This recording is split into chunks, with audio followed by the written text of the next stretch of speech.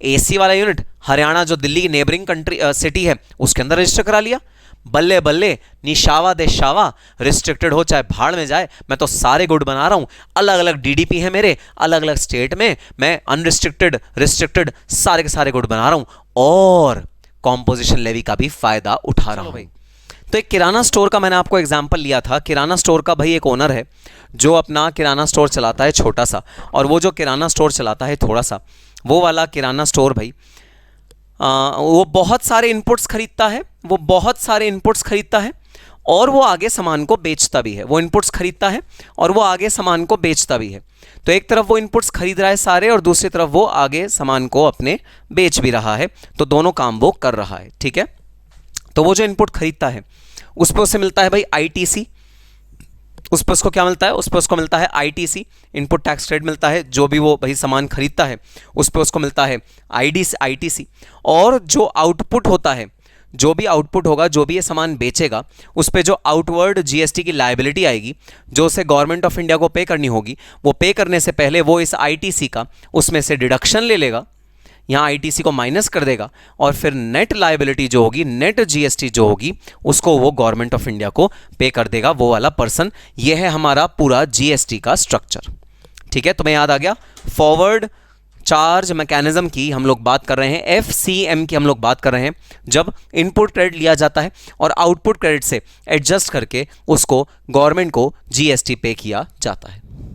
अब भाई ये जितने भी अलग अलग प्रोडक्ट्स हैं जो बेचे जा रहे हैं और जो खरीदे जा रहे हैं, इन पे अलग अलग रेट का जीएसटी लगता है, इन पे अलग अलग इनवॉइसेस बनते हैं, इन पे अलग अलग टैक्स के इनवॉइसेस बना के रिटर्न में हम अलग अलग ट्रांजैक्शंस को डिस्क्लोज करते हैं। अब एक और बहुत बड़ी रिस्ट्रिक्शन, अगर outward supply exempt from GST है तो फिर इनवर्ड सप्लाई का आईटीसी नहीं मिलता, तो वहाँ हमें अलग अलग रिकॉर्ड मेंटेन करना है, किस इनपुट पे आईटीसी मिल रहा है, किस इनपुट पे आईटीसी नहीं मिल रहा, वो हमें अलग अलग रिकॉर्ड मेंटेन करने पड़ते हैं।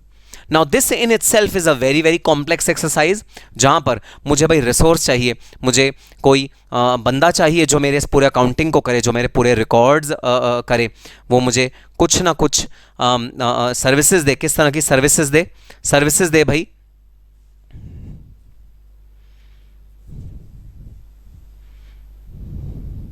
कोई अभी भी सेम प्रॉब्लम है क्या?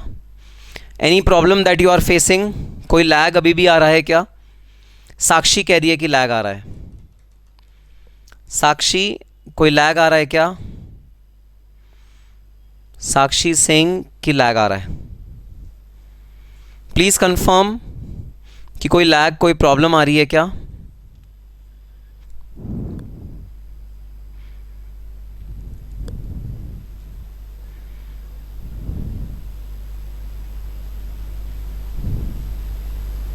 चलो ठीक है, नहीं है ना। बस कोई अगर प्रॉब्लम हो तो प्लीज़ मुझे चैट बॉक्स के थ्रू इमीडिएटली बता देना, क्योंकि ऐसा नहीं हो कि मैं बोलता जा रहा हूँ और आपको कोई लैग महसूस हो रहा है। देखो मेरी तरफ से कोई लैग नहीं है, कंफर्म कर देता हूँ मैं, मेरी इंटरनेट की स्पीड एकदम बराबर आ रही है, मेरा सिस्टम एकदम बराबर चल रहा है, ठीक है। मेरी तरफ से कोई प्रॉब्लम नहीं है, ठीक है। अब ये वाला जो किराना स्टोर का मालिक है, ये कहता है भाई कि मैं इतने कॉम्प्लेक्स चीज़ों में नहीं पढ़ना चाहता, मैं इतने ये कॉम्प्लेक्स रिकॉर्ड्स नहीं मेंटेन करना चाहता, मेरे बस की नहीं है इतना सारा सेग्रीगेशन करना, इतना सारा भाई अलग अलग गुड्स का अलग अलग रेट पे जीएसटी निकालना, उसका आईटीसी लेना, उनके रूल्स याद रखना, रिस्ट्रिक्शंस याद रखना, ये सारी की सारी चीज़ें हम लोग बिल्कुल भी नहीं कर सकते। तो छोटे छोटे जो व्यापारी हैं इस चीज़ से बिल्कुल भी भाई इन पचड़ों में नहीं पढ़ना चाहते थे, इन फॉर्मेलिटी में नहीं पढ़ना चाहते थे। लेकिन वो अपने आप को अनरजिस्टर्ड भी नहीं कहना चाहते थे। अनरजिस्टर्ड मतलब वो रजिस्टर्ड नहीं है जीएसटी में, वो ये भी नहीं कहना चाहते थे। क्यों? क्योंकि उनकी इनकम टर्नओवर 20 लाख रुपए से ज़्यादा थी, तो वो लोग रजिस्ट्रेशन लेना तो उनकी ज़रूरत थी भाई, वो अनरजिस्टर्ड नहीं थे।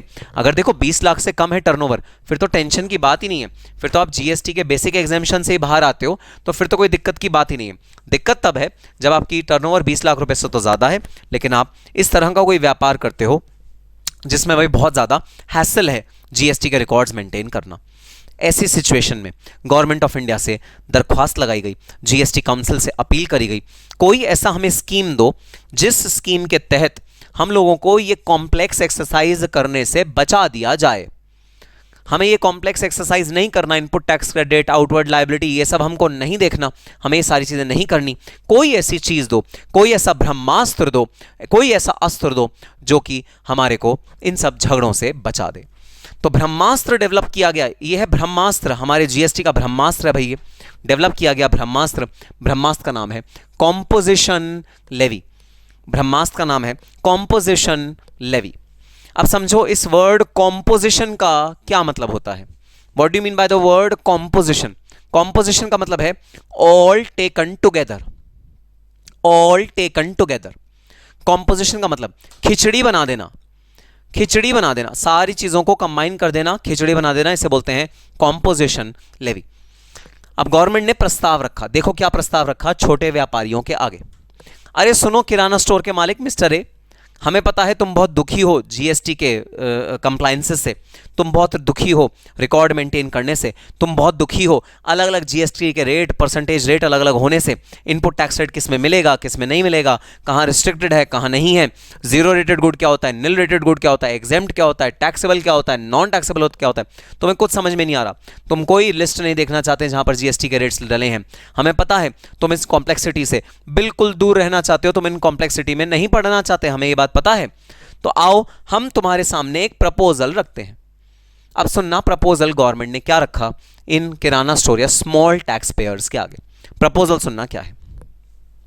इनसे बोला गया जरा अपना जो टोटल टर्नओवर है वो बता दो, सारे गुड्स एंड सर्विसेज सबका जो टोटल टर्नओवर है, तुम साल में कितना पैसा कमा रहे हो। अब ध्यान रहे प्रॉफिट नहीं, प्रॉफिट नहीं, टर्नओवर मतलब सेल्स। तो पूछा गया मिस्टर ए जरा बताओ आपके सारे प्रोडक्ट्स एंड सर्विसेज को बेचने से आप कितना टर्नओवर कमाते हो, आपकी साल की कितनी टोटल सेल्स होती हैं। टर्नओवर साल की कितनी सेल्स होती हैं जरा ये बता दो। मिस्टर ए ने बोला भाई मैं किराना स्टोर हूं, मेरी जो साल की सेल्स होती हैं वो होती हैं 40 लाख रुपए। मेरी जो साल की सेल्स होती हैं वो होती हैं 40 लाख रुपए। अच्छा आपकी सेल्स 40 लाख होती हैं, अब जरा ये बता दो इस 40 लाख रुपए की जो सेल्स होती हैं इसमें से कितना 5% की कैटेगरी है, कितना 12% की कैटेगरी है, कितना 18% की कैटेगरी है, कितना 28% की कैटेगरी है, जरा बाइफिकेट करके बता दो। और उस पर कितना आईटीसी आपने क्लेम करना है वो बाइफिकेट करके बता दो। किराना स्टोर ने अपना सर माथे पे, अपना सर पत्थर पे फोड़ लिया, अपना सर अपनी ही दुकान के दीवार पे फोड़ लिया। ऐसे जो दुकान के पीछे दीवार थी उसके ऊपर किराना वाले ने ऐसे ऐसे अपना दीवार पे सर फोड़ा। क्यों दीवार पे सर फोड़ा? किराना वाला कहता है भाई यही तो डिटेल्स मुझे नहीं पता जिस वजह से मैं तुम्हारे आगे दरख्वास्त लगा रहा हूं कि मुझे कोई बेनिफिट दो। अगर ये डिटेल्स मुझे पता होती, अगर मैंने इतनी अकाउंटेंसी पढ़ी होती, अगर मैंने ब्राइट विजन से अकाउंटेंसी की क्लासेस ली होती तो आज मैं आपके सामने दरख्वास्त नहीं लगा रहा होता। अरे भाई मुझे नहीं पता कि कितना यहां पर किस रेट का सप्लाई है, मुझे ये बात नहीं पता। अगर मुझे ये बात नहीं पता तो फिर, अगर मुझे ये बात नहीं पता कि किस रेट पे ये सप्लाई होगा, अगर मुझे ये बात नहीं पता तो फिर आप बताओ कि मेरे पास क्या ऑप्शन है। मुझे ये बात नहीं पता कि इनमें से बाइफिकेशन क्या है, इंडिविजुअल गुड्स का बाइफिकेशन क्या है, मुझे ये बात नहीं पता। तो आप बताओ कि मैं इस केस में क्या करूं।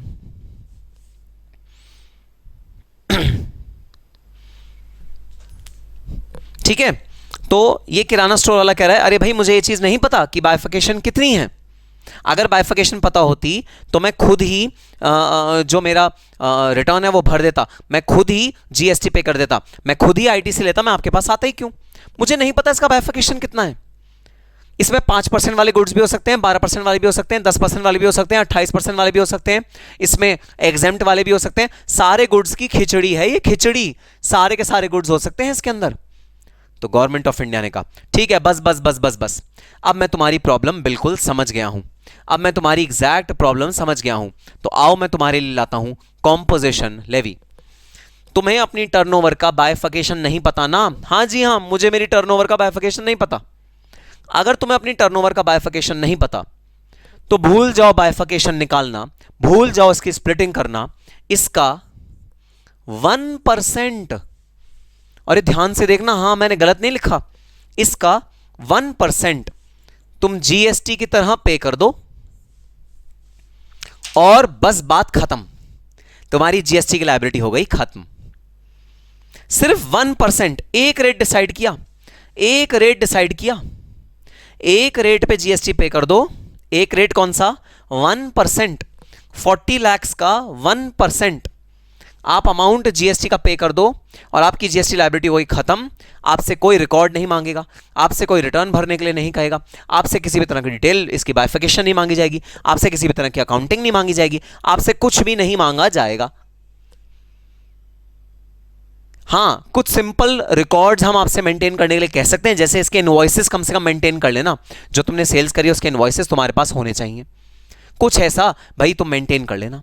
प्लस कुछ सिंपल रिटर्न्स हम तुम्हें बोलेंगे, कुछ फॉर्म्स बोलेंगे जो तुम भाई गवर्नमेंट को फाइल कर देना, स्टेटमेंट्स और रिटर्न्स, बस तुम्हारा काम हो गया खत्म। अब बताओ जरा, ये सुन के मन में लड्डू फूटा? ये पूरी स्कीम के बारे में समझ के मन में लड्डू फूटा? Only 1% of the total turnover of the company, which includes exempt sales, which include any kind of 5% sales, 10% sale, 12%, any kind of sale, सब इंक्लूड करके 40 लाख, उसका 1% टैक्स पे हुआ जीएसटी की liability of this kirana store. मन में लड्डू फूटा?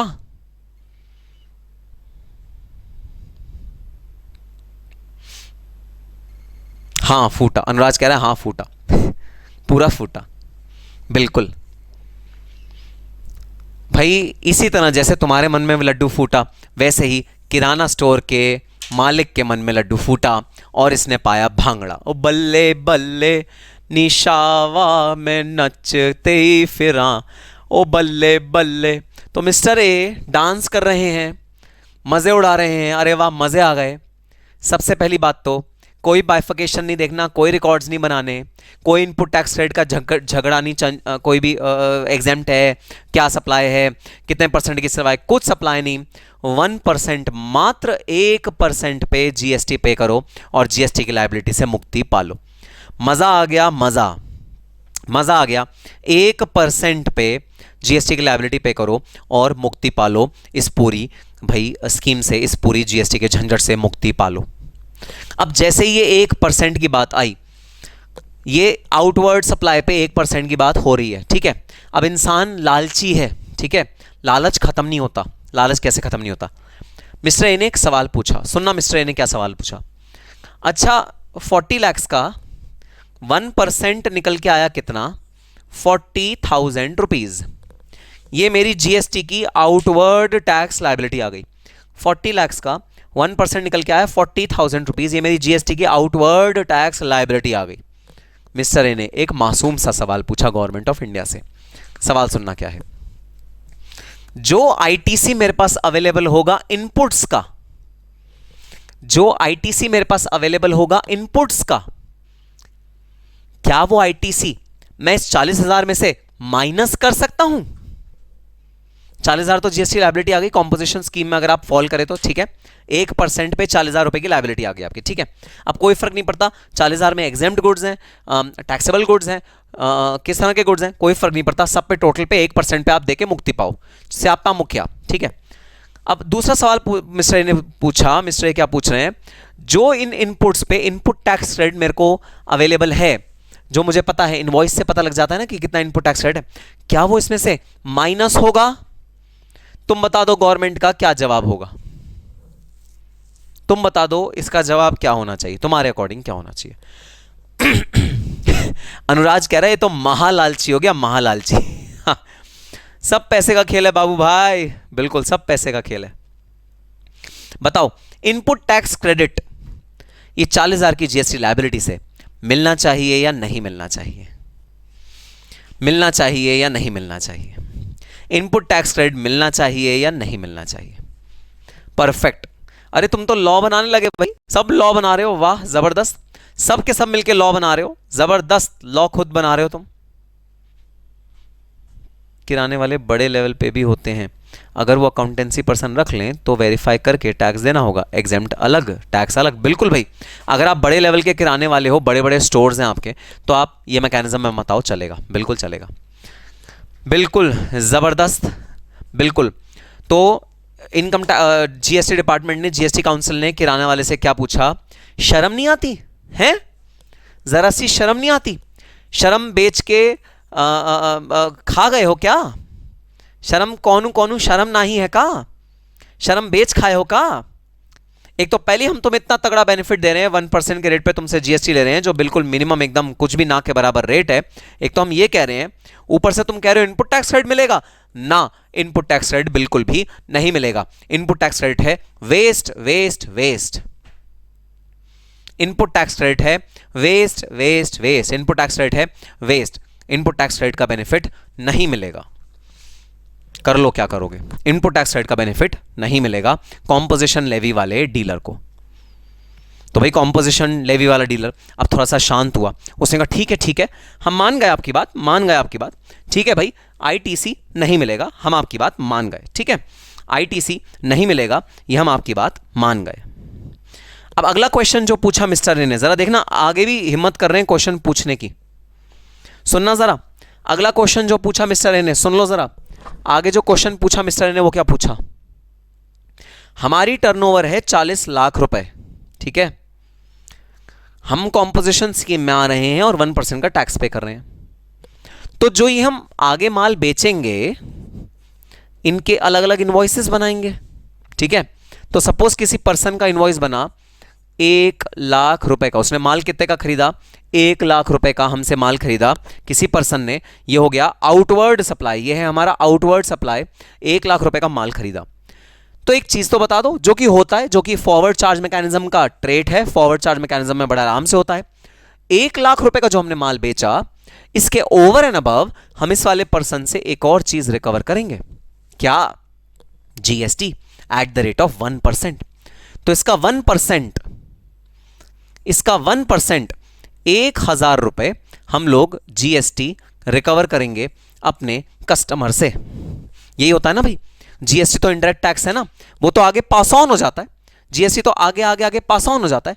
GST कभी ए का एक्सपेंस थोड़ी बनेगा, ए का खर्चा थोड़ी बनेगा, ये तो एक्सपेंस है, ये तो एक्सपेंस है ही नहीं, ये तो आगे पास ऑन हो जाता है। तो ए जो 1% गवर्नमेंट ऑफ इंडिया को पे करेगा ना, वो किससे रिकवर कर लेगा, अपने अपने कस्टमर से रिकवर कर लेगा, वो बिल में लगा के आगे भेज देगा। ऐसा प्रपोज कर रहा है कौन, ऐसा प्रपोज कर रहा है मिस्टर ए। मिस्टर कह रहा है ठीक है तुमने आईटीसी देने की तो परमिशन नहीं करी, वो तो चलो ठीक है, अब कम से कम इतनी परमिशन दे दो कि मैं इसको आगे पास ऑन कर दूं, मेरा कस्टमर इसको बियर करेगा, मैं क्यों बियर करूं भाई, मैं क्यों बियर करूं, ये तो मेरा इनडायरेक्ट टैक्स है, लायबिलिटी मेरी होती नहीं, ये तो आगे बियर करवाना चाहिए। तो 1 लाख का 1% 1000 रुपए आगे मिस्टर ए कह रहा है मैं आगे पास ऑन कर दूंगा, प्लीज मुझे इसकी परमिशन दे दो। तुम लोग बताओ परमिशन दे दें या नहीं दें, तुम लोग बताओ परमिशन दे दें या नहीं दें।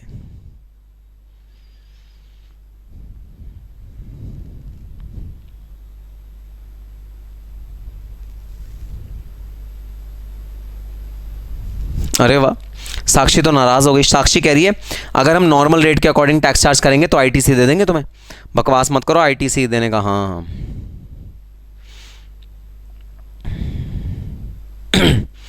तो बता दो जरा, परमिशन दे दें क्या कि भाई अपना जो टैक्स है वो आगे पास ऑन कर दो अपने अल्टीमेट कस्टमर पे। तो भाई क्वेश्चन ये है कि अब मिस्टर ए जब आगे गुड्स बेचेगा, तो जब आगे गुड्स बेचते हैं तो उस पर भी जीएसटी लगता है, जीएसटी इंडायरेक्ट टैक्स होता है, तो आगे आगे आगे आगे चलता रहता है, फ्री फ्लो होता है उसमें टैक्स का। तो क्या ये जीएसटी आगे कस्टमर को, जब हम ये वाला माल कस्टमर को बेचेंगे तो क्या हम कस्टमर के इनवॉइस में लगा के जीएसटी को आगे की तरफ धकेल दें? परफेक्ट परफेक्ट, मोस्टली ने सही जवाब दिया।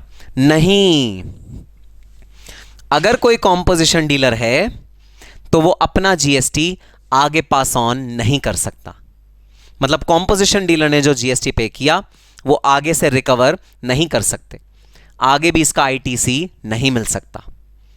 क्यों? अरे अब तुम भी क्यों पूछोगे क्या, हम तो इसी को डांट रहे हैं, शर्म कर लो शर्म, कुछ तो अपनी जेब से पे करो, इतना कम हम तुमसे चार्ज कर रहे हैं, उसको भी तुम कह रहे हो मैं आगे से रिकवर कर लूंगा, शर्म करो शर्म, शर्म करो। नहीं भाई नहीं, जो कॉम्पोजिशन डीलर बनेगा, जो कॉम्पोजिशन लेवी में आएगा, जीएसटी उसके लिए खर्चा होगा, आगे पास ऑन नहीं हो सकता। तो दो चीजों पे रिस्ट्रिक्शन, दो चीजों पे रिस्ट्रिक्शन। जो इनपुट क्रेडिट है उसका इनवर्ड नहीं मिलेगा, जो इनपुट क्रेडिट है उसका इनवर्ड नहीं मिलेगा अगर आप कॉम्पोजिशन डीलर हो, कॉम्पोजिशन लेवी स्कीम अगर आपने ऑप्ट करी है तो, और आप अपने टैक्स को बाहर किसी और पे पास ऑन नहीं कर सकते। GST will be your expenditure. तो जो पर्सन है जिसने भाई कॉम्पोजिशन लेवी स्कीम में रजिस्टर कराया अपने आप को, जीएसटी उसके लिए खर्चा होगा। अरे कितना खर्चा है? Only 1%। It is absolutely nothing, it is absolutely nothing. ये तो कुछ है ही नहीं, 1% तो कुछ भी नहीं होता भाई, 1% की क्या ही वैल्यू होती है। सो गवर्नमेंट ने भाई इस वाले जीएसटी को इस तरह बनाया कि इनवर्ड भी रोक दिया, आउटवर्ड भी रोक दिया, इनवर्ड को भी ब्लॉक कर दिया, आउटवर्ड को भी ब्लॉक कर दिया। तो ये जीएसटी एक खर्चा बन गया किसके लिए? कॉम्पोजिशन डीलर के लिए। हाँ, अगर तुम्हें लगता है कि नहीं नहीं सर मेरे लिए तो ये बहुत नाइंसाफी हो रही है, इनपुट क्रेडिट नहीं मिल रहा, आउटपुट नहीं दे रहे, नहीं नहीं सर ये तो बहुत नाइंसाफी है, ठीक है, बुक्स ऑफ अकाउंट्स मेंटेन कर लो, प्रॉपर जीएसटी के रिकॉर्ड्स बना लो और प्रॉपर तरीके से आईटीसी भी ले लो, सब कुछ ले लो, सब कुछ मिलेगा, सब कुछ मिलेगा। लेकिन ऐसा थोड़ी हो सकता है कि चिट भी मेरी, पट भी मेरी, सिक्का मेरी जेब में। ऐसा थोड़ी हो सकता है कि तुम्हें बेनिफिट भी चाहिए 1% का और फिर तुम इस लायबिलिटी को आगे भी पास ऑन करना चाहते हो। नहीं भाई नहीं, अगर हम तुम्हें बेनिफिट देंगे कॉम्पोजिशन लेवी का तो हम उसे आगे पास ऑन करने की परमिशन तो कतई भी नहीं देंगे। तुम इस कॉम्पोजिशन लेवी को आगे पास ऑन नहीं कर पाओगे। अगर मंजूर है, अगर मंजूर है तो बोलो हाँ, अगर मंजूर नहीं है तो कॉम्पोजिशन लेवी से बाहर चले जाओ। ऑप्शन तो तुम्हारा ही है, हमने कोई जोर जबरदस्ती थोड़ी करी है, तुम्हारा हाथ थोड़ी पकड़ा है। बाहर चले जाओ कॉम्पोजिशन लेवी से अगर तुम्हें मंजूर नहीं है। लेकिन हमारी ये शर्त है, अगर मैं इतना फेवरेबल रेट तुमको दे रहा हूं, अगर मैं इतना फेवरेबल रेट तुमको दे रहा हूं तो ना तो मैं इनपुट टैक्स क्रेडिट का बेनिफिट दूंगा, ना तो मैं आउटवर्ड इस लायबिलिटी को कहीं किसी और पे पास ऑन करने दूंगा। दोनों ही काम बैन कर दूंगा। तुम्हारे दोनों ही तरफ से जीएसटी भाई ब्लॉक हो जाएगा, दोनों ही तरफ का जो तुम्हारा बेनिफिट थे विड्रॉ हो जाएंगे। अगर तुम कॉम्पोजिशन लेवी के पार्ट बनते हो तो तुम्हारी मर्जी है, करो चाहे ना करो। बताओ यहां तक की बात समझ में आई? यहां तक की बात समझ में आई? तो भाई कॉम्पोजिशन लेवी के जो डीलर्स होते हैं वो डीलर्स अपने इनपुट क्रेडिट को भी फोरगो करते हैं और वो अपनी जीएसटी की लायबिलिटी को भी आगे जाने नहीं देते हैं।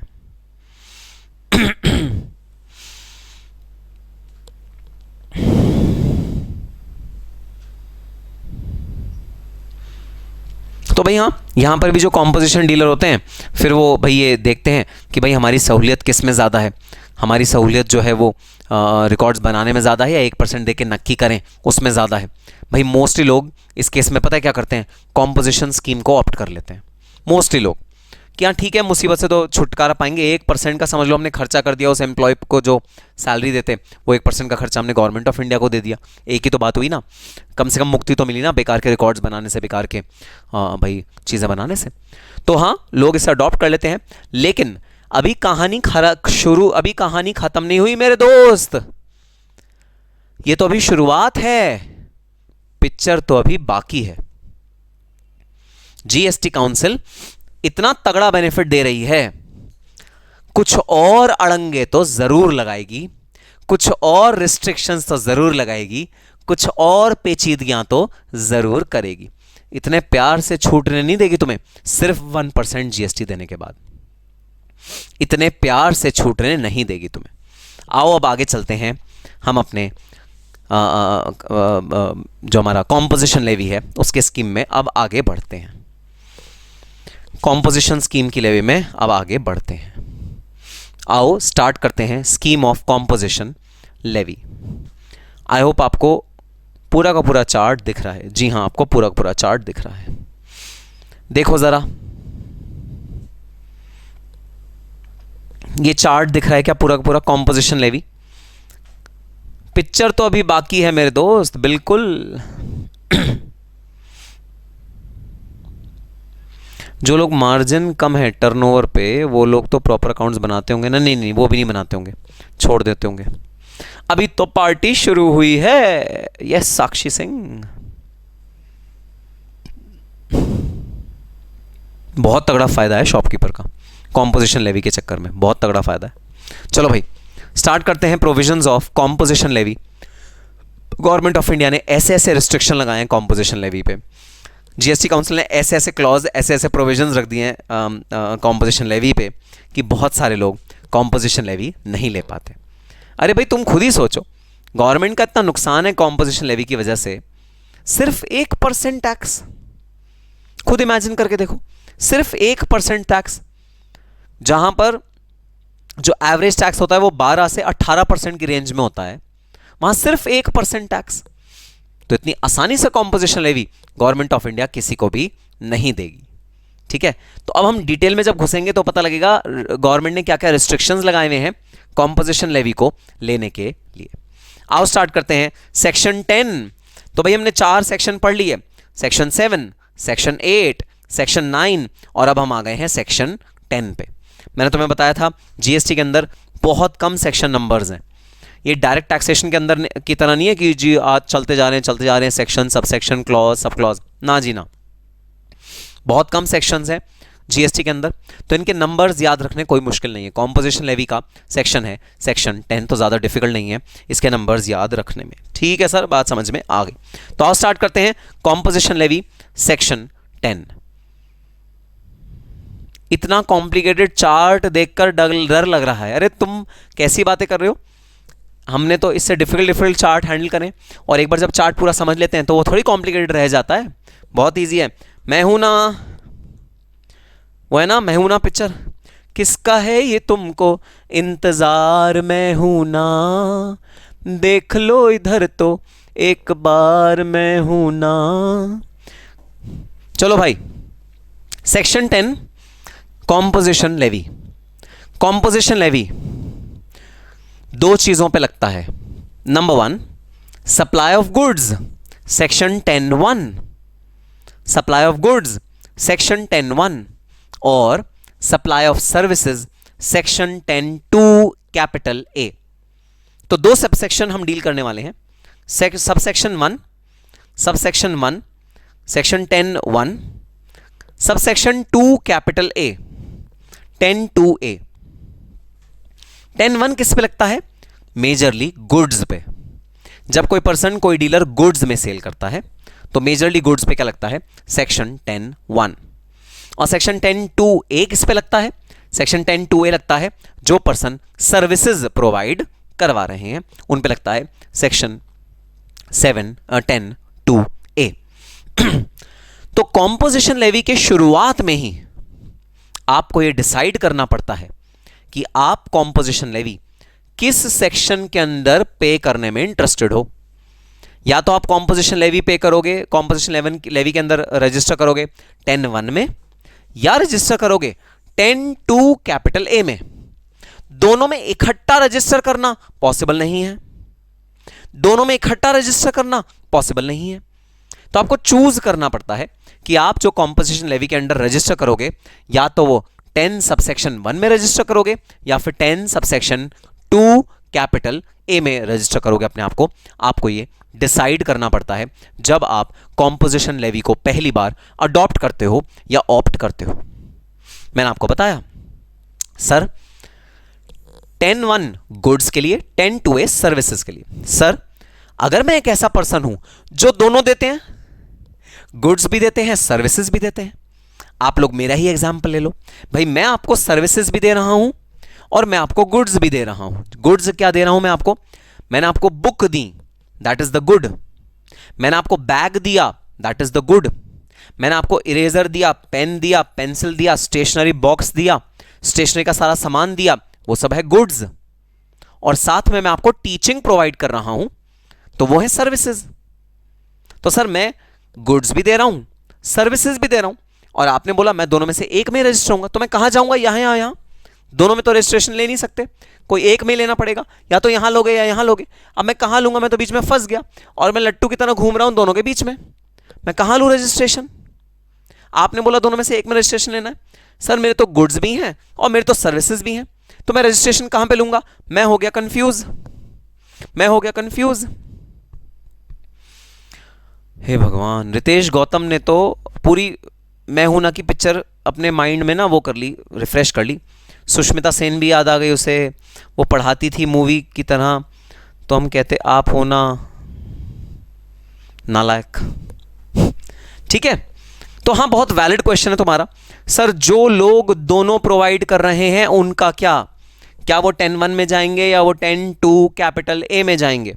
क्योंकि मैंने पहले ही बता दिया, दोनों में से एक चूज करना है भाई। दोनों में आप नहीं हो सकते, दोनों में रजिस्टर नहीं हो सकते, दोनों में एक चूज करना है। या तो 10(1) चूज करो या 10(2) ए चूज करो। दोनों चूज नहीं कर सकते, दोनों चूज नहीं कर सकते।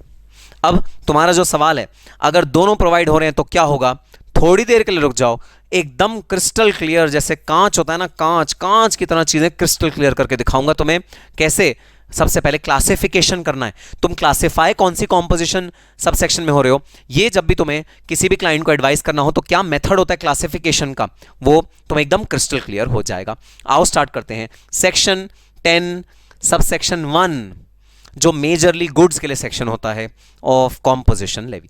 सर एक बात बताओ, इतना मच क्यों करना, इतना मच क्यों करना, इतना क्यों आपने टेंशन ले लिया?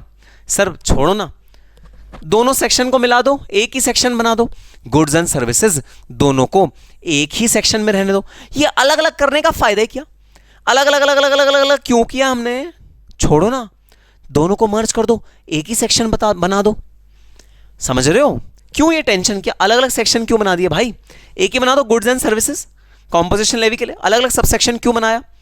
तो जरा तुम लोग मुझे बता दो सोच के कि क्या रीजन रहा होगा, क्या रीजन रहा होगा कि गुड्स के लिए अलग सेक्शन बनाया कॉम्पोजिशन लेवी ने, सर्विसेज के लिए अलग सेक्शन बनाया कॉम्पोजिशन लेवी ने, क्या रीजन रहा होगा? इसी तरह का सवाल मैंने तुमसे एक बार पूछा था डायरेक्ट टैक्सेशन के बेसिक कॉन्सेप्ट, जब मैं बेसिक स्टार्ट कर रहा था वहां पर, कि क्या फायदा है इनकम फ्रॉम हाउस प्रॉपर्टी अलग, इनकम फ्रॉम पीजीपी अलग, इनकम फ्रॉम सैलरी अलग, इनकम फ्रॉम अदर सोर्स अलग, ये अलग अलग अलग अलग अलग करने का क्या फायदा है? क्या फायदा है इसे अलग अलग करने का? इकट्ठे सारी की सारी इनकम को टोटल करो, टैक्स बताओ, बात खत्म, छुट्टी। तो मैंने तुमसे से सेम क्वेश्चन पूछा था एक और जगह। वेरी गुड जैनाब ने सही आंसर दिया, वेरी गुड जैनाब, अरे वाह। साक्षी, सुयश, लावण्या, अनुराज, आरुष, फिरोज, और किसी का जवाब? फूफा जी कहाँ हैं? ज्योति कुमारी, वेरी गुड, फूफा जी आ गए, वेरी गुड, शाबाश शाबाश, वेरी गुड। भाई देखो इस आंसर से ना पता लग रहा है तुम अब टैक्स को समझने लगे हो, तुम अब टैक्स को समझने लगे हो। जैसे नया नया जब रिलेशनशिप हमारा बनता है ना किसी से भी, जैसे आपका कोई रिलेशनशिप बना किसी गर्ल से, तो शुरुआत में ना उनको समझने में कि वो कैसे रिएक्ट करते हैं, वो किस चीज़ पे क्या जवाब देंगे, हमें टाइम लगता है, ठीक है। तो हमें साल भर 6 महीना लग जाता है या 4 महीने लग जाता है उस पर्सन को समझने के लिए कि वो कैसे रिएक्ट करेंगे किस चीज़ पे। आप लोग ना टैक्स को अब समझने लगे हो कि टैक्स अगर कोई काम करता है तो वो किस रीज़न की वजह से करता है, ये आप समझने लगे हो बहुत अच्छे से। और ये बहुत बढ़िया बात है और ये बहुत अच्छी बात है, ये दर्शाता है कि आपको अब प्यार होने लगा है टैक्स से, ठीक है। तो आपको अब प्यार में आप पढ़ने लगे हो, कुछ कुछ होता है तुम नहीं समझोगे राहुल, ये वो वाली बात आ रही है, टैक्स के लिए आपका प्यार बढ़ता जा रहा है। बिल्कुल सही बात बोला आपने। गुड्स के लिए जो जीएसटी का रेट होगा वो होगा 1%, सर्विसेज के लिए जो होगा वो होगा 6%। गुड्स के लिए जो जीएसटी का रेट होगा वो होगा 1%, सर्विसेज के लिए होगा 6% कॉम्पोजिशन लेवी के अंडर। सो क्योंकि डिफरेंट टैक्स रेट्स हैं, इस वजह से हमने गुड्स को अलग क्लासिफाई किया और हमने सर्विसेज को अलग क्लासिफाई किया, दोनों को अलग अलग क्लासिफाई किया।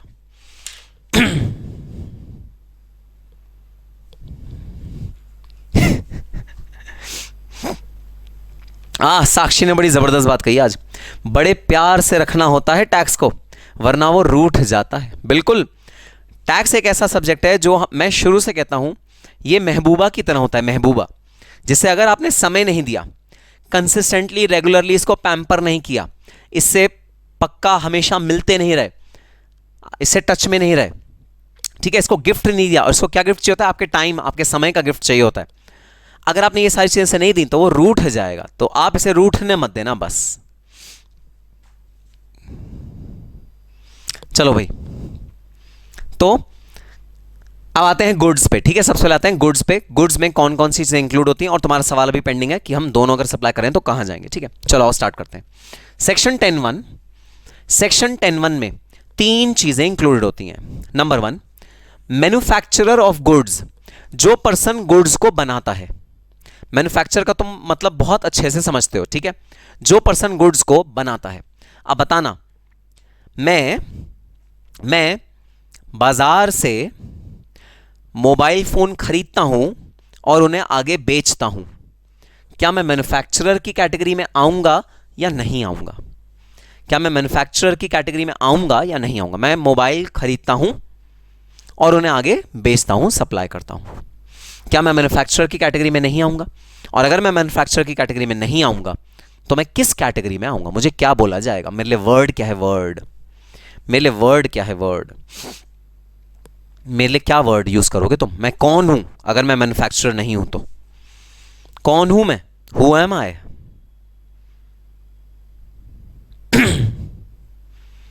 अब वर्ड भी बता दो, क्या हूं मैं? नो नो नो नो तो ठीक है, क्या हूं मैं? अगर मैं मैन्युफैक्चरर नहीं हूं तो क्या हूं मैं? रिटेलर, सप्लायर, कैसे गंदे गंदे वर्ड यूज कर रहे हो। होलसेलर, रिटेलर, अरे कोई अच्छा वर्ड यूज करो। अच्छा वर्ड है ट्रेडर। अच्छा वर्ड है ट्रेडर। सर आप ना ट्रेडिंग करते हो, आप ट्रेडिंग करते हो। तो सबसे पहले तो एक बात समझो, 10(1) का जो सबसे पहला एस्पेक्ट है वो है मैन्युफैक्चरिंग ऑफ गुड्स। अगर आप गुड्स को बनाते हो, और गुड्स की डेफिनेशन हमने ऑलरेडी पढ़ी है, ठीक है। अगर आप गुड्स को बनाते हो, गुड्स को मैन्युफैक्चर करते हो, गुड्स को प्रोड्यूस करते हो, तो आप 10(1) में क्लासिफाई अपने आप को कर दोगे। 10(1) में आप क्लासिफाई अपने आप को कर दोगे, ठीक है।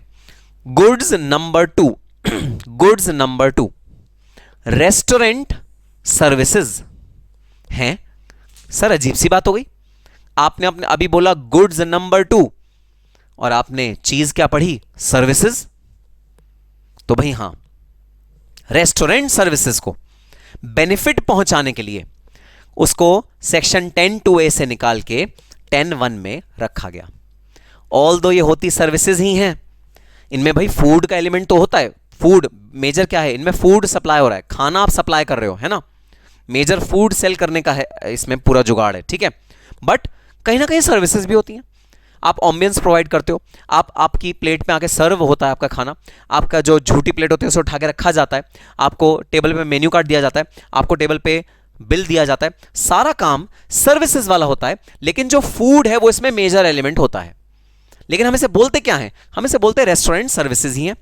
एक स्पेशल बेनिफिट दिया गया भाई, सर्विस की कैटेगरी से रेस्टोरेंट को निकाल के यहां डाला गया।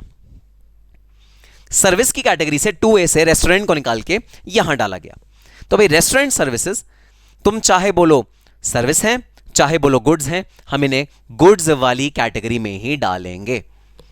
अब समझना ये रेस्टोरेंट सर्विसेज होती क्या है, ठीक है। रेस्टोरेंट के साथ एक वर्ड और यूज, 2 वर्ड और यूज होते हैं। रेस्टोरेंट के साथ 2 वर्ड लॉ ने और यूज करे हैं। Number 1 caterer. केटरर होता है, शादियों में आप जाते हो, शादियों में बहुत बड़ा पंडाल सजा होता है, ठीक है। उस पंडाल के अंदर जो लोग फूड सर्व कर रहे होते हैं, गोलगप्पे का स्टॉल होगा, ठीक है। आप कहोगे भैया खट्टा खट्टा गोलगप्पा दे दो, उसमें मीठी चटनी मिलाओगे और खाओगे खूब सारा, है ना। फिर पाव भाजी खाओगे, फिर टिक्की खाओगे, फिर चीला खाओगे, फिर आगे भाई कोई और अगर दही बल्ले होंगे, पापड़ी होगी, सब खाओगे, है ना। वो सब है केटरर। तो इसके अंदर क्या इंक्लूड किया गया? रेस्टोरेंट सर्विसेज में केटरर को भी इंक्लूड करा गया। और एक और चीज यूज करी गई जो कि सिमिलर सी है, वो है मंडप कीपर। मंडप, मंडप किसे कहते हैं? मंडप, टेंट, टेंट जो लगा के आपको देते हैं, ठीक है। तो अब देखना जरा, 2 तरह के कॉन्ट्रैक्ट्स होते हैं शादियों में, 2 तरह के कॉन्ट्रैक्ट्स होते हैं। निधि गुप्ता की तो अभी भी बहन की शादी हुई है, निधि गुप्ता तो बहुत अच्छे से एक्सप्लेन कर सकती है इस वाले कॉन्सेप्ट को, है ना निधि गुप्ता। तो 2 तरह के कंसेप्ट होते हैं। कंसेप्ट नंबर 1, आपने शादी वाले से कॉन्ट्रैक्ट किया कि भैया सुनो, केटरर मेरा होगा, आप सिर्फ मुझे टेंट लगा के दे देना, केटरर मेरा होगा। और दूसरा, भैया टेंट भी आप ही लगाओगे, केटरर भी आपका होगा, खाना भी आपका होगा। अब सुनना, इस वाली कैटेगरी में फॉल करने के लिए एक चीज होनी एसेंशियल है, वो है फूड्स एंड ड्रिंक्स। ये होनी एसेंशियल है। फूड्स एंड ड्रिंक्स होनी एसेंशियल है। तो अब सुनना जरा, मत सुनना, ऐसे मंडप कीपर्स जो खाना प्रोवाइड नहीं करवाते वो इस कैटेगरी में नहीं आते। ऐसे लोग जो सिर्फ आपको टेंट लगा के देते हैं, टेंट हाउस है, आपको टेंट लगा के देते हैं, वो कहते हैं भाई सुनो, अब आप अपने इंडिपेंडेंट केटरर्स को हायर कर लो, केटरिंग वाले यहां आ जाएंगे, खाना सर्व कर देंगे। वो जो मंडप वाले लोग होते हैं वो इस वाली कैटेगरी में नहीं आते, क्योंकि इस कैटेगरी में आने के लिए फूड एंड ड्रिंक्स होना जरूरी है। अब तुम पूछोगे सर ड्रिंक्स कौन सी वाली drinks, hard drink, soft drink, वो वाली ड्रिंक, कैसी वाली ड्रिंक? नालायक, बस ठीक है, ड्रिंक मतलब ड्रिंक, जो खाने के साथ ड्रिंक सब होती है, नालायक। प्रिंसिपल सप्लाई फूड है, ऐसा कह सकते हैं, प्रिंसिपल सप्लाई फूड है ऐसा कह सकते हैं, लेकिन ऐसा कोई लॉ में लिखा नहीं है कि प्रिंसिपल सप्लाई फूड है रेस्टोरेंट सर्विसेज में। तो अब समझो जरा कंक्लूजन, समझो कंक्लूजन। रेस्टोरेंट सर्विसेज में केटरिंग सर्विसेज भी इंक्लूड होंगी, केटरिंग में तो ऑब्वियसली फूड होता ही होता है। इसमें मंडप सर्विसेज भी इंक्लूड होंगी। मंडप सर्विसेज तभी इंक्लूड होंगी जब मंडप के साथ वो आदमी आपको फूड और ड्रिंक भी सप्लाई कर रहा है। अगर वो पर्सन सिर्फ मंडप सप्लाई कर रहा है, सिर्फ मंडप है, केटरिंग आपकी खुद की है, वो सिर्फ मंडप सप्लाई कर रहा है, तो वो इस कैटेगरी में नहीं आएगा। तो जो पर्सन सिर्फ मंडप सप्लाई करता है, भाई मेरा काम है सिर्फ टेंट लगाना और केटरिंग भाई मेरे क्लाइंट की होती है, मेरी नहीं है, मैं कॉम्पोजिशन डीलर 10-1 में तो नहीं हो सकता, 10-1 में तो नहीं हो सकता। बताओ जरा, बात समझ में आई? तो सबसे पहली बात मैन्युफैक्चरिंग ऑफ गुड पे आता है, दूसरा रेस्टोरेंट सर्विसेज पे आता है। रेस्टोरेंट में 2 चीज़ें और मैंने ऐड करी भाई, मंडप कीपर भी ऐड करा और केटरर भी ऐड करा। ये तीनों के तीनों मैंने रेस्टोरेंट सर्विसेज में इंक्लूड करे, और इस पे 10-1 लग जाएगा, और इस पे 1% का बेनिफिशियल टैक्स रेट भी लग जाएगा। ठीक है सर, बात समझ में आई? आगे चलते हैं, ठीक है। अब आ गया लास्ट लेग, और ये सुन के आपको होगा अचंभा, आपको अजीब सा लगेगा। सर तब तो होटल सर्विस भी सेक्शन 10-1 में आता होगा। No no no no no, hotel service 10-1 में नहीं आता क्योंकि होटल में रूम प्रोवाइड किया जाता है, रूम के साथ और बहुत सारी चीजें प्रोवाइड करी जाती हैं, और फूड तो एक मिनिस्कुल पार्ट होता है रूम का। तो होटल यहां पर नहीं इंक्लूड होता, सिर्फ रेस्टोरेंट ही इंक्लूड होते हैं, ईटिंग जॉइंट्स, ईटिंग पॉइंट्स ही इंक्लूड होते हैं। यहां पर फूड मेजर चीज है। होटल में होटल कैटेगरी यहां पर नहीं आ रही, होटल सर्विस यहां पर नहीं आ रही, होटल नॉट इंक्लूडेड। खाना का खर्चा भी इंक्लूडेड होता है, जैसे हम वेजिटेबल्स भी नहीं परचेज करके देंगे तब उस सिचुएशन में। हाँ तो वही तो सिचुएशन है भाई हम वेजिटेबल्स क्यों परचेज करके देंगे उन्हें, उनकी जिम्मेदारी है वेजिटेबल परचेज करना, तो ही यहां इंक्लूड होगा, अदरवाइज इंक्लूडेड नहीं होगा, अदरवाइज इंक्लूड नहीं होगा। तो खाने का रिस्पॉन्सिबिलिटी उनकी, खाना उन्हें मंडप के साथ सर्व करना है हमें, ठीक है। अच्छा लास्ट कैटेगरी, अब सुन के आपको बड़ा अच्छा अजंबा लगेगा, अदर सर्विसेज हैं एक ही बोलो छो, एकटो की बोले छे, एक ही गोलबा, एक ही झोल बाल, एक ही झोल होल बे। तो बहुत बुरी है मेरी बंगाली, लेकिन फिर भी मैं कई बार ट्राई करता हूं। ऐसा ना झोल, झोल कहते हैं ना बंगाली में, कि ये क्या कंफ्यूजन है, एक ही झोल, झोल बे, ये क्या गड़बड़। अदर सर्विसेज, आपने तो बोला ये गुड्स की कैटेगरी है, फिर ये अदर सर्विसेज यहां पर कहां से आ गया सर आपने बोला ये तो गुड्स है, ये अदर सर्विसेज कहां पर आ गया। भाई सुनना, जैसे ये सेक्शन आया इसमें कुछ रिस्ट्रिक्शंस आई, क्या क्या चीजें इसमें नहीं इंक्लूड होंगी, और देखना क्या सर्विस नहीं इंक्लूड हुई। नॉट अलाउड टू प्रोवाइड, 10-1 में अगर कोई कॉम्पोजिशन डीलर है तो he is not allowed to provide any other service, वो पर्सन कोई भी और सर्विस नहीं दे सकता। अब ये तो और ज्यादा झोल हो गया, ये तो और ज्यादा गड़बड़ हो गई। एटा ना चौलबे, एटा ना चौलबे, एटा ना चौलबे, ये तो और ज्यादा गड़बड़ हो गई।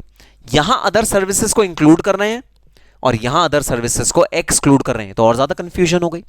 तो सुनना, लॉ का इंडिकेशन क्या है। लॉ का इंडिकेशन है नहीं भाई नहीं, हम रेस्टोरेंट सर्विसेज के अलावा और कोई सर्विस यहां इंक्लूड नहीं करना चाह रहे। तो लिखा क्यों लॉ, लिखा क्यों, लिखा इसलिए कि हम आपको इंडिकेट कर रहे हैं कि ये ट्रेडर्स के लिए हम रेफर कर रहे हैं। जो लोग ट्रेडिंग सर्विसेज प्रोवाइड करते हैं, जो लोग ट्रेडिंग करते हैं गुड्स की, एक जगह से खरीदा दूसरी जगह में बेचा, वो यहां पर इंक्लूड होगा और कोई सर्विस नहीं। ये नहीं कि रिपेयर मेंटेनेंस दिया, टीचिंग सर्विस दी तो वो आप यहां पर इंक्लूड, ना जी ना, कोई भी और सर्विस, कोई भी और सर्विस यहां नहीं आ सकती, कोई भी और सर्विस यहां नहीं आ सकती, किसी भी तरह की और सर्विस यहां नहीं आ सकती। आ सकती है कि कोई भी सर्विस यहां, नहीं सर नहीं आ सकती कोई भी और सर्विस यहां। Not allowed to provide any other service. अब आगे कुछ लिखा है वो अभी नहीं पढ़ रहे, सब्जेक्ट टू लिमिट्स, वो देखेंगे बाद में। तो आपको अगर सर्विस प्रोवाइड करनी है तो इस सेक्शन में भाई मत रुको, ना ना ये सेक्शन आपके लिए है ही नहीं, पतली गली से निकल लो अगर आपको सर्विस प्रोवाइड करनी। This section is not for provision of services, this section is only and only for supply of goods, manufactured goods, restaurant services and trading. अगर आप गुड्स में ट्रेडिंग करते हो, एक जगह से उठाते हो माल दूसरी जगह बेचते हो, तो ये सेक्शन आपके लिए बना है। आगे लिख दिया not allowed to provide any other service, कोई और सर्विस अगर आपने प्रोवाइड करी 10(1) आपके लिए नहीं बना। तो अब मुझे एक बात बता दो, आगे तो अभी मैंने पढ़ाया भी नहीं, अगर कोई पर्सन गुड्स और सर्विसेज दोनों सप्लाई करता है, अगर कोई पर्सन गुड्स और सर्विसेज दोनों सप्लाई करता है तो वो किस सब सेक्शन के अंदर जाएगा? चैट बॉक्स में लिख दो, चैट बॉक्स में लिख दो। एटा चौलबे ना होगा, एटा गोलमाल अच्छे, एटा तो बोरो झोल अच्छे। बोरो झोल क्या होता है? बोरो मतलब बड़ा, अच्छा मस्त है ये जो लैंग्वेज है ना बंगाली, मुझे बड़ी अच्छी लगती है। ए तुम्हें की बोलो छो भाई, बता दो अगर कोई गुड्स और सर्विसेज साथ में बेच रहा है, जैसे कि मैं निखिल गुप्ता आपको गुड्स भी बेच रहा हूं, आपको सर्विसेज भी बेच रहा हूं, तो मैं कौन से वाले सेक्शन में अपने आप को क्लासिफाई करूंगा? जरा बता दो चैट बॉक्स में, और बड़ा ध्यान से ये पढ़ के बताना।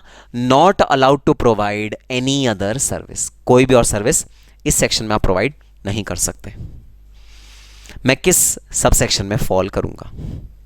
निखिल गुप्ता किस सब सेक्शन में फॉल करेगा? आमी बोलते पारी बंगाली, करिश्मा बस हो गया बहुत बंगाली, मुझे सब सेक्शन बताओ किस सब सेक्शन में फॉल करेंगे, ठीक है? बंगाली की क्लास हम लोग बाद में कभी और शुरू करेंगे बंगाली, और तुम पढ़ाना फिर बंगाली क्लास में, हम सब तुमसे सीखेंगे बंगाली, ठीक है? डन। बताओ किस सब सेक्शन में फॉल करेंगे? अरे वाह, देखो सही जवाब नहीं देते ना तुम, एक्यूरेट चीजें लिखते हो, तुम बोल सही रहे हो सब, लेकिन तुम एक्यूरेट चीज नहीं बोल रहे। ये टू है ही नहीं, टू क्यों बोल रहे हो? To to to to to, ये टू है ही नहीं, टू क्यों बोल रहे हो? देख नहीं रहे तुम क्या है? टू कैपिटल ए, तो गलत क्यों लिख रहे हो? ध्यान नहीं देते ना तुम लोग। आंसर बिल्कुल सही है तुम्हारा, लेकिन एक नंबर नहीं मिलेगा क्योंकि तुमने गलत चीज लिखी है। परफेक्ट परफेक्ट भाई, सबका जवाब बिल्कुल ठीक।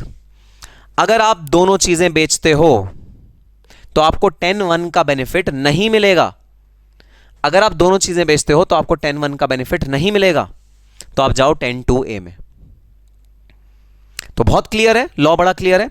जब आपको क्लासिफाई करना है तो 10(1) only for goods, only for goods and one service, restaurant service.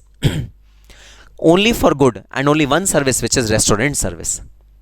और अगर आप इस वाली चीज के साथ साथ, गुड्स के साथ साथ कुछ सर्विसेज भी देना चाहते हो, go to 10(2)(a). 10(2)(a) free है, 10(2)(a) में कोई बात नहीं है, 10(2)(a) में जाओ। यहां हम आपको सर्विसेज तो नहीं देने देंगे, कुछ भी कर लो, हम यहां आपको सर्विसेज तो नहीं देने देंगे। 1% सर्विसेज के लिए नहीं है, 1% सर्विसेज के लिए नहीं है, सीधी सी बात है। ठीक है सर, बात समझ में आई? तो आओ जरा सेक्शन 10(2)(a) पढ़ते हैं। सेक्शन 10(2)(a), और सेक्शन 10(2)(a) पढ़ने से पहले कुछ ऐसे गुड्स हैं भाई जिन पे कॉम्पोजिशन लेवी लगी नहीं सकती, भले आप उन्हें मैन्युफैक्चर भी कर रहे हो तो भी, भले आप उन गुड्स को मैन्युफैक्चर भी कर रहे हो तो भी, कुछ ऐसे गुड्स हैं जिन पे कॉम्पोजिशन लेवी लगी नहीं सकती। इन गुड्स पे आपको नॉर्मल चार्ज के अकॉर्डिंग ही टैक्स देना है, जीएसटी के अकॉर्डिंग टैक्स देना है, एफसीएम के अकॉर्डिंग टैक्स देना है। वो रिस्ट्रिक्टेड गुड्स कौन से हैं जरा एक बार देख लेते हैं। इन गुड्स पे लगेगी नहीं, लगेगी नहीं इन गुड्स पे, ठीक है? आओ देखते हैं। Manufacture of ice cream, ice cream, we scream, we all scream for ice cream. Ice cream खाना किस किस को पसंद है और सबकी फेवरेट आइसक्रीम कौन है? चैट बॉक्स में लिख दो। आइसक्रीम पे कॉम्पोजिशन लेवी नहीं लगता।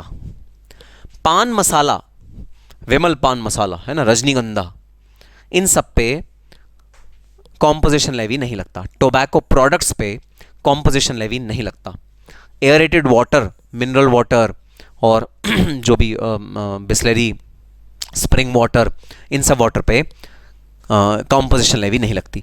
फ्लाई ऐश ब्रिक्स, तो भाई ईंटें होती हैं, ईंटें, ठीक है, कुछ ईंटें तो वो लाल रंग के उससे बनती हैं, लाल रंग का जो होता है ना पाउडर सा, उससे बनती हैं ब्रिक्स, ठीक है, और कुछ ईंटें बनती हैं फ्लाई ऐश से, वो ग्रे कलर की ईंटें होती हैं, ग्रे कलर की, और वो जो राख होती है, राख, राख से बनती है, ठीक है। तो ये वो वाली ईंटों की बात हो रही है, उन वाले ब्लॉक्स की बात हो रही है। ये जो ईंटें हैं जो फ्लाई ऐश से बनती हैं, ब्रिक से, ब्लॉक से बनती हैं, ये कॉम्पोजिशन लेवी में नहीं आ सकते इनके dealers. Metal bricks, fossil metal bricks, अब भाई ये मुझे भी नहीं पता क्या होता है fossil metal bricks. Building bricks, building bricks मतलब वो जो लाल वाली ईंटें होती हैं जो हमारे घरों में लगती हैं, ठीक है। अर्दन रूफिंग टाइल्स, टाइल्स बनाने का अगर आपका काम है, चाहे मिट्टी की हो चाहे रूफ वाली हो, टाइल, टाइल जो हमारे घर में बिछती हैं, अगर आप वो बनाते हो तो आप कॉम्पोजिशन लेवी नहीं ले सकते। गवर्नमेंट इन लोगों को बेनिफिट नहीं देना चाहती। सर क्या रीजन हो सकता है इन लोगों को बेनिफिट नहीं देना चाहती? भाई मल्टीपल रीजंस हो सकते हैं, पता है क्या। ए, कुछ प्रोडक्ट्स ऐसे हैं जो एथिकली सही नहीं है, जैसे पान मसाला, टोबैको। गवर्नमेंट कहती है भाई इन प्रोडक्ट्स पे तो दबा के जीएसटी चार्ज करो, दबा के सारे टैक्सेस चार्ज करो। लोग अंधे होकर इन प्रोडक्ट्स को खरीदते हैं, लोगों को इन प्रोडक्ट्स की जबरदस्त नॉलेज होती है, कौन कौन सा सिगरेट किस किस प्राइस का है, कितने कितने डब्बी में आता है, कितने कितने साइजेस में आता है, लोग को एकदम पता होता है, और ये चाहे जितनी भी महंगी हो लोग इसे खरीदेंगे। शराब चाहे जितनी महंगी हो लोग इसे खरीदेंगे। तो एक रीजन हो सकता है ये कि भाई कुछ गुड्स को गवर्नमेंट कभी भी बेनिफिशियल सेक्शंस में नहीं डालती, कुछ गुड्स को, एक रीजन है ये। दूसरा रीजन ये भी हो सकता है भाई कुछ चीजें ऐसी होती हैं जहां पर प्रॉफिट मार्जिन बहुत ज्यादा होता है, प्रॉफिट मार्जिन बहुत ज़्यादा होता है, और इतने ज़्यादा प्रॉफिट मार्जिन पे कोई अगर पर्सन ये कह रहा है भाई मैं बहुत छोटा सा आदमी हूँ, प्लीज़ मुझे कुछ बेनिफिट दे दो, 1% का जीएसटी पे करने की परमिशन दे दो, बात जचती नहीं है, बात जचती नहीं है, ठीक है। तो अलग अलग रीज़न हो सकते हैं जिसकी वजह से इन गुड्स को बाहर रखा गया, किससे, जीएसटी की पूरी की पूरी भाई स्कीम से, जीएसटी की पूरी की पूरी स्कीम से। Cornetto, chocolate Cornetto, butter scotch, बिल्कुल 1% अगर इन सब पे लगाएंगे तो गवर्नमेंट गरीब हो जाएगी। अच्छा आप मुझे एक बात बता दो, अरे सर आइसक्रीम को तो रिस्ट्रिक्टेड गुड्स की कैटेगरी में डाल दिया गया हो सर, इसका मतलब रेस्टोरेंट जो आइसक्रीम सर्व करता है वो बेचारा मारा गया, वो तो कॉम्पोजिशन लेवी में आ ही नहीं सकता, क्योंकि अगर आपने ये वाले गुड्स को प्रोड्यूस किया तो आप कॉम्पोजिशन लेवी में आ ही नहीं सकते। तो सर वो रेस्टोरेंट जो आइसक्रीम सर्व करता है वो कॉम्पोजिशन लेवी में आ ही नहीं सकता, क्योंकि सारे रेस्टोरेंट भाई आइसक्रीम सर्व करते हैं। आप किसी भी रेस्टोरेंट में जाओ, उनके मेन्यू में गुलाब जामुन होता है, ठीक है।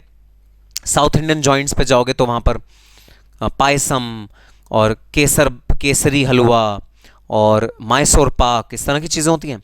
नॉर्थ इंडियन रेस्टोरेंट में जाओगे तो वहाँ गाजर का हलवा और गुलाब जामुन, मूंग की दाल का हलवा, आइसक्रीम, आइसक्रीम तो दोनों रेस्टोरेंट में होती है। तो क्या इसका मतलब ये है कि वो लोग जो रेस्टोरेंट सर्विसेज प्रोवाइड करते हैं वो कॉम्पोजिशन स्कीम के अंडर नहीं आ सकते? डायरेक्टली तो आ रहे हैं लेकिन इनडायरेक्टली, क्योंकि वो आइसक्रीम रेस्टोरेंट में बेच रहे हैं, वो कॉम्पोजिशन स्कीम में नहीं आ सकते। क्या इसका मतलब ये है? चैट बॉक्स में बताओ। अरे बस अटका कुल्फी पटका कुल्फी, ठीक है, जो अच्छा लगा है मुझे, मैं बस एक बार पूछा था, चैट को बंद करो, ठीक है, तुमसे कोई मजाक करना ही बेकार है। सर मंडप वाला केटरर प्रोवाइड करता है और हमने ली तो हम किस में आएंगे? अरे अगर मंडप वाले ने केटरर प्रोवाइड कर दिया बात ही खत्म हो गई, फिर तो यानी वही मेरे लिए तो वही केटरर है ना, मंडप वाले ही। मैं डायरेक्टली केटरर से बात थोड़ी कर, मैं मंडप वाले से बात कर रहा हूँ, तो मेरे लिए तो मंडप वाला ही केटरर हो गया, बस बात खत्म। कॉम्पोजिशन लेवी में आएगा वो बंदा, क्योंकि वो मंडप के साथ केटरिंग भी प्रोवाइड कर रहा है, आएगा वो कॉम्पोजिशन लेवी में। सिर्फ आइसक्रीम थोड़ी सेव कर रहा है, सर्व कर रहा है, सर्विस तो दे रहा है ना रेस्टोरेंट की, तो क्या हो गया, आइसक्रीम भी तो सर्व कर रहा है, आइसक्रीम भी तो सर्व कर रहा है, आइसक्रीम भी तो सर्व कर रहा है। भाई अगर ये वाले गुड्स आप कोई भी मतलब डील कर रहे हो तो रिस्ट्रिक्टेड गुड्स है ना। आरुष कह रहा है मतलब भूख लगा दो आप आज।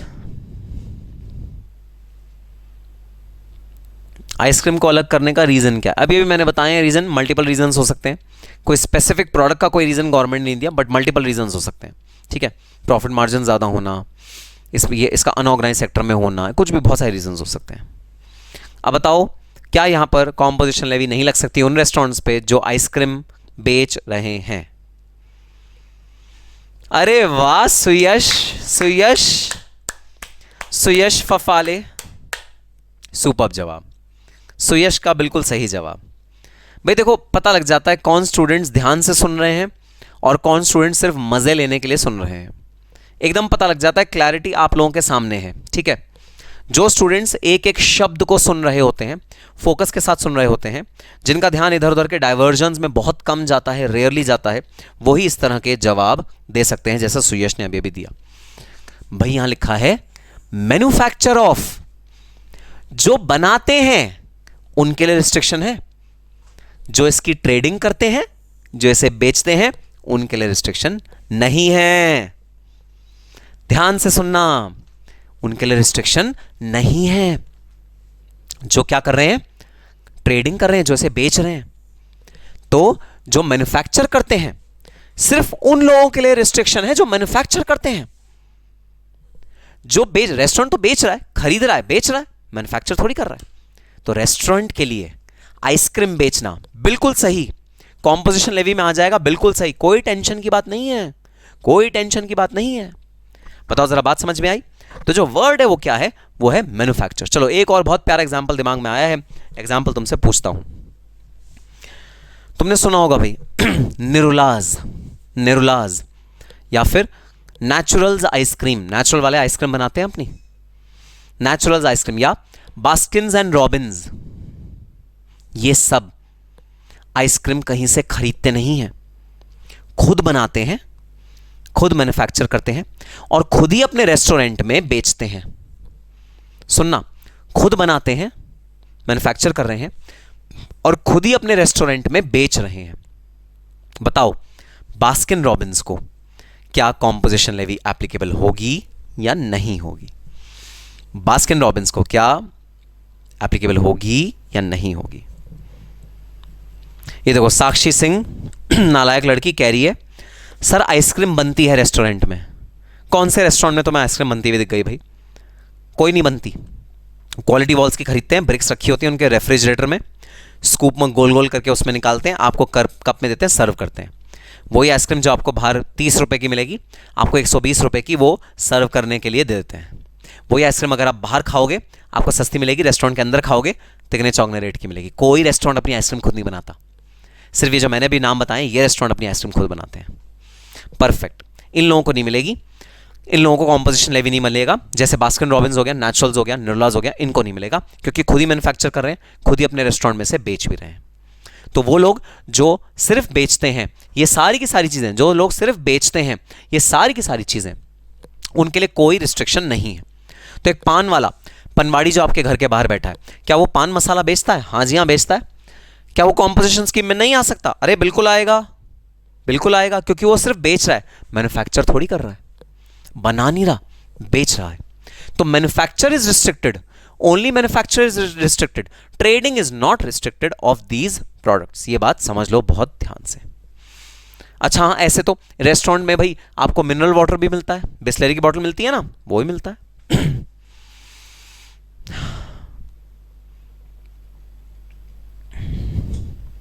चलो ठीक है सर, ये एकदम क्लियर हुई बात।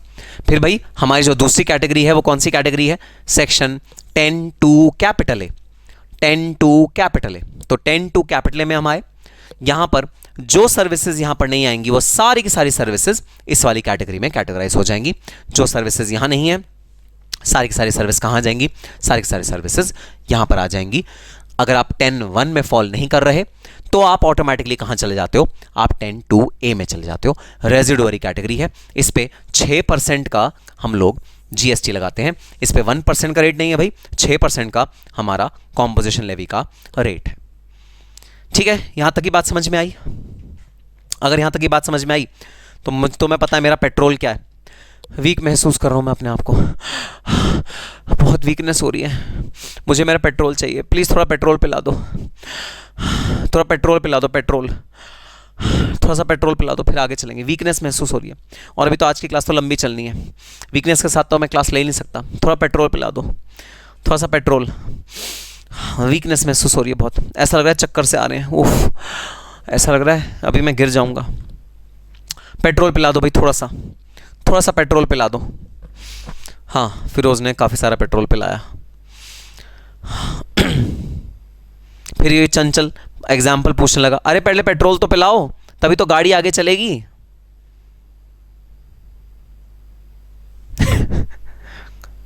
Very good very good, yes, अब एनर्जी आ गई वापस, एनर्जी आ गई वापस। चलो भैया अब आगे चलते हैं, ठीक है। वेरी गुड, एनर्जी आ गई वापस। अभी चंचल का एक सवाल है, वो चंचल का सवाल भी ले लेते हैं। सर मटका कुल्फी वाला जो अपनी आइसक्रीम बनाता है, वो सर इसमें फॉल करेगा या नहीं करेगा?